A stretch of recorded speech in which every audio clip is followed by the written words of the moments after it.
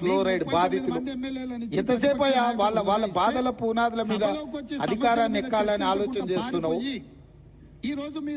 ఇప్పుడు నీ అబద్ధాలను నమ్మడానికి తెలంగాణ సమాజం సిద్ధంగా ఉందని ఇంకా నువ్వు అనుకుంటున్నావా? అందుకే ఈరోజు ఇక్కడ ఈ అవగాహన సదస్సుకు దాదాపుగా హైదరాబాద్ లో బయలుదేరి 5 గంటల పైగా ప్రయాణం చేసి ఈ రోజు మంత్రులు గాని, ప్రజాప్రతినిధులు గాని, పాత్రికేయ మిత్రులు గాని మీ అందరికీ కూడా వాస్తవాలను చూపించి వాస్తవాలకు సంబంధించిన వివరాలు వివిధ ఏజెన్సీల ద్వారా మీకు చెప్పించడం ద్వారా నిజమేందో మీ కళ్ళతో చూడాలని ఈ రోజు ఈ పర్యటన. ఈ నిజాన్ని మీ కళ్ళతో చూసిండ్రు. ఈ వాస్తవాలను సమాజానికంతా మీరు చెప్పండి.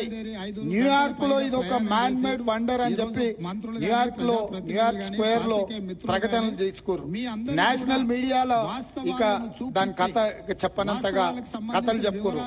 అందుకే నేను నేషనల్ మీడియా వాళ్ళని కూడా ఈ రోజు రిక్వెస్ట్ చేస్తున్నా, మీ నేషనల్ మీడియాలో చూపించండి కుంగిపోయిన మేడిగడ్డను, పగిలిపోయిన బ్యారేజ్ ను, దోపిడీ జరిగిన నిధులు, అదే విధంగా విజిలెన్స్ అండ్ ఎన్ఫోర్స్మెంట్ ఇచ్చిన నివేదికను, నేషనల్ డ్యామ్ సేఫ్టీ అథారిటీ వాళ్ళు ఇచ్చిన రిపోర్ట్స్ ని, టెక్నికల్ అండ్ అదర్ ఇష్యూస్ లో వాళ్ళు ఇచ్చిన నివేదికలు అన్నిటిని కూడా మీరు చర్చకు పెట్టండి.